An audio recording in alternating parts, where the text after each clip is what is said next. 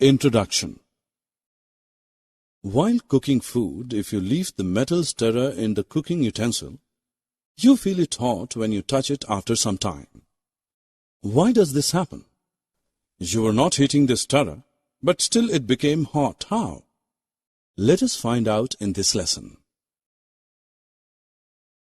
Objectives. At the end of this lesson, you'll be able to explain effects of heat, identify modes of heat transmission, conduction, convection, and radiation. Explain good and bad conductors of heat. When an object is heated, it undergoes many changes. The object becomes hotter. The object may expand or contract in size. A substance may change its state when heated. For example, water changes into water vapor on heating. We observe a change in temperature on heating. On heating, temperature rises, and on cooling, the temperature comes down. In nature, the sun energy brings about a change in temperature. The days are warm, while the nights are cool. Summer is hot, winter is cold. Matter exists as solid, liquid, and gas. All the three states of matter expand on heating. The expansion of matter depends on the temperature through which it is heated. In this case, when we heat this plate, the higher the temperature, more is the expansion. Expansion of matter also depends on the size of the material being heated. The longer the plate or bigger the bowl, more is the expansion for the same rise in temperature. The nature of the material being heated also plays an important role in expansion. For example, copper expands more than iron for the same rise in temperature.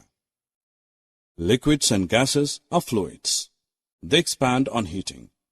Expansion in gas is very large as compared to solids or liquids. Let us look at some practical uses of thermal expansion of solids in daily life. The iron rim is fitted in bullock cart wooden wheels by heating. When the metal cools, it holds the segments of the wooden wheel firmly. A small gap is left between the rails of a railway track, where the two rails are joined with the help of a fish plate. The gap is left to allow space for the expansion of rails in summer. Let us now look how heat affects the change in state. On heating, a solid changes to liquid and a liquid changes to gas. Conversely, on cooling, gas loses heat to change into a liquid and a liquid loses heat to change into a solid. The temperature at which a solid melts to change into its liquid form is known as its melting point. Melting point of ice is 0 degrees Celsius. The temperature at which a liquid starts boiling and changing into its gas state is known as its boiling point. Boiling point of water is 100 degrees Celsius.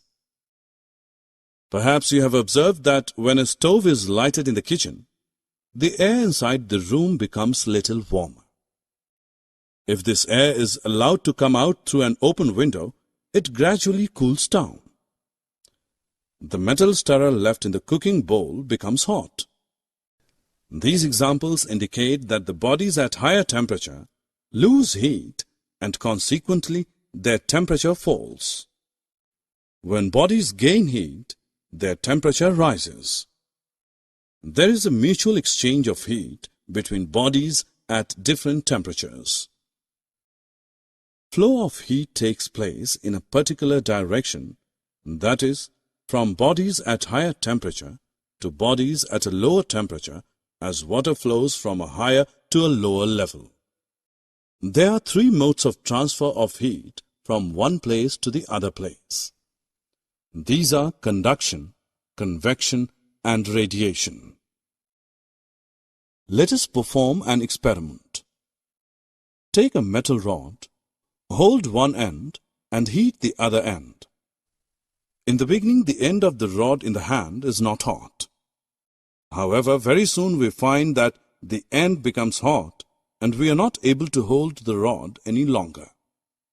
It means that some heat has been transferred. The process by means of which heat is transferred in a solid body from one part to the other is known as conduction.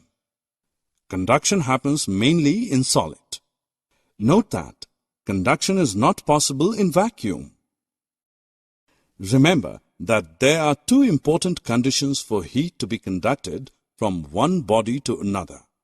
These are: the two objects should be in contact and their temperatures should be different. The process by which heat is transmitted through a substance from one point to another due to the actual bodily movement of the heated particles of the substance is called convection. Convection of heat takes place in fluids, that is, liquids and gases, and involves the movement of matter from hot regions to cooler regions. In convection, heat is carried by moving gases like air and by moving liquids like water.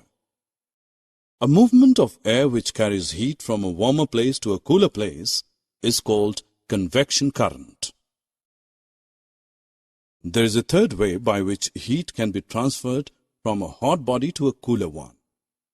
This mode of transfer is called radiation, and it does not need any medium between the two bodies. All hot bodies radiate heat. The hot objects radiate heat rays to the surroundings. Heat from the sun comes to us by radiation. It travels through millions of kilometers of space to reach the earth. When this heat falls on some object, a part of it is reflected, a part is absorbed, and a part may be transmitted. The temperature of the object increases due to the absorbed part of the heat. A cloudy night is hotter than a clear night. When the sky is clear, the heat radiation goes into the atmosphere, but due to the presence of clouds in the sky, these thermal radiations are reflected back to the earth and one feels warmer. Breeze is caused due to difference in heating. Let us see the cause for land breeze and sea breeze. During the day, land gets heated more than the sea water. Hot air above the land rises up, and therefore the cold air from the seaside moves towards the beach. This is sea breeze. At night it is exactly the reverse. The water cools down more slowly than the land, so the cool air from the land moves towards the sea. This is called the land breeze. Summary. Let us summarize what we have learned. There are three ways in which heat can flow from one body to another. These are conduction, convection, and radiation. In solids, generally the heat is transferred by conduction. In liquids and gases, the heat is transferred by convection.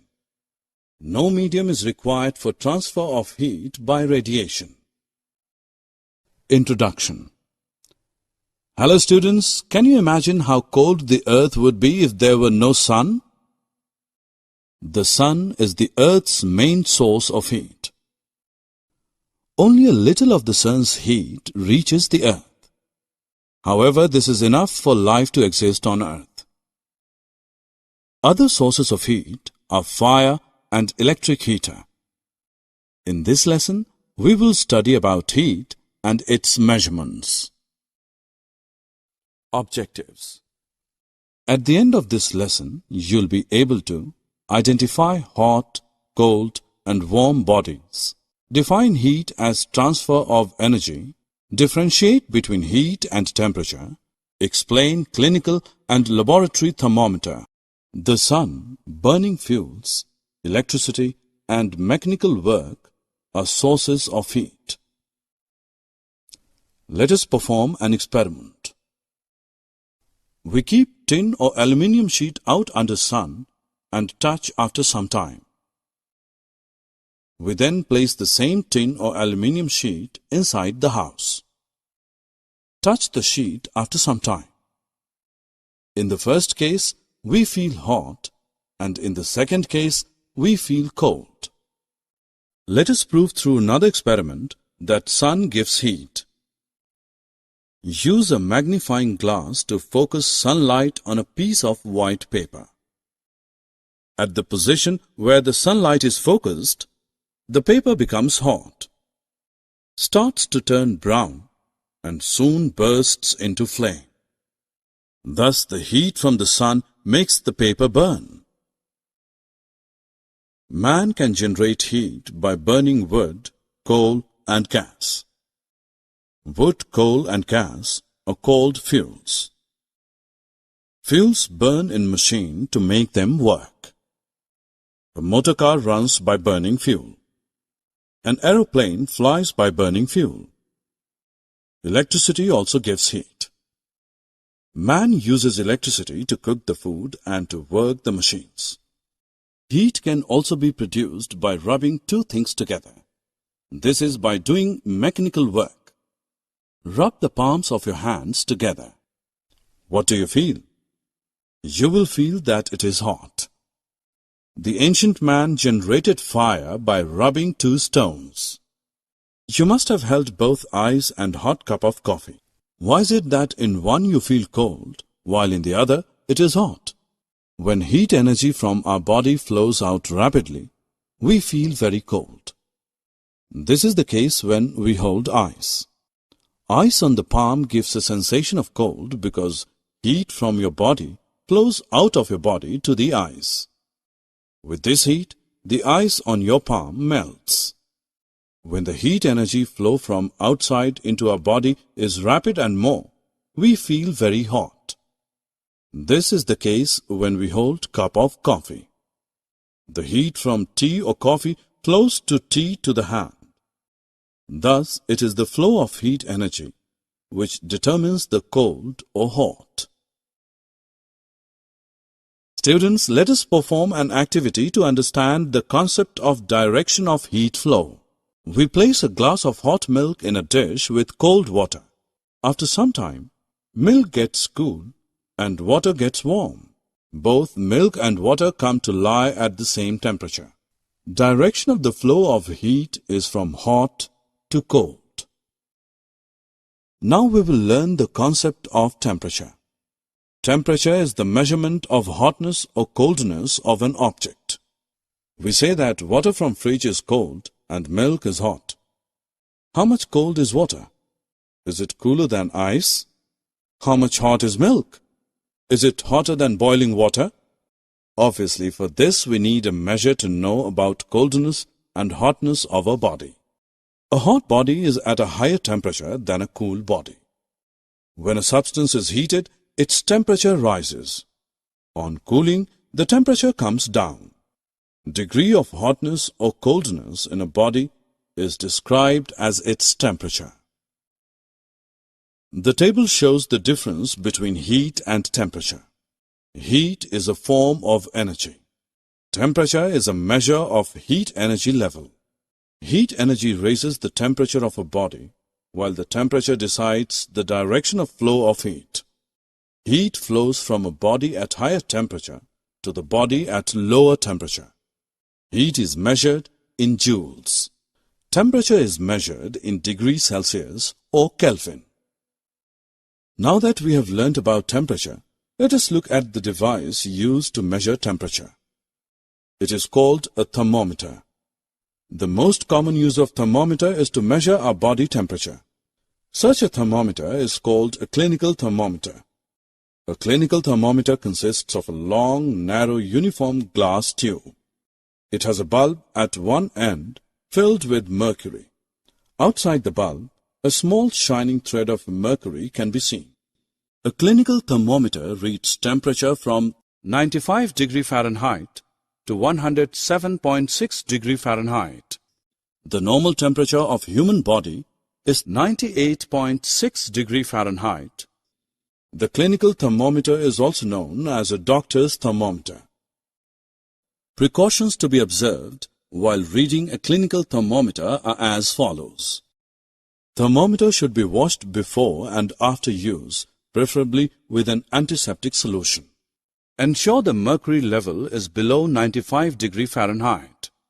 Read the thermometer keeping the level of mercury along the line of sight. Handle the thermometer with care. If it hits against some hard object, it can break. Do not hold the thermometer by the bulb while reading it. Let us now discuss laboratory thermometer. A laboratory thermometer is used for measuring the temperature in a science laboratory. It is similar to clinical thermometer but is long and narrow. A laboratory thermometer reads temperature from -10 degrees Celsius to 110 degrees Celsius. Let us now measure the temperature of hot water kept in a beaker. Take a laboratory thermometer. Immerse the bulb of thermometer in hot water. See the shining thread of mercury moving up in the thermometer tube. After some time, the mercury thread will stop rising and stand at one place. Read the temperature on thermometer tube, which corresponds to the top of mercury thread. This is temperature of hot water. Summary. Let us summarize what we have learned. You feel cold, warm and hot. Heat flows from hot to cold. Temperature is the measure of heat. A hot body is at a higher temperature than a cool body. Thermometer is used to measure the degree of heat in a body. Clinical thermometer is used to measure a body temperature.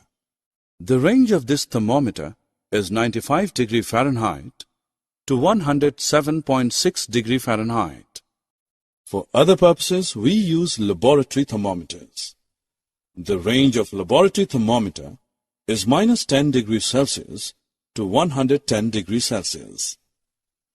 The normal temperature of human body is 98.6 degree Fahrenheit.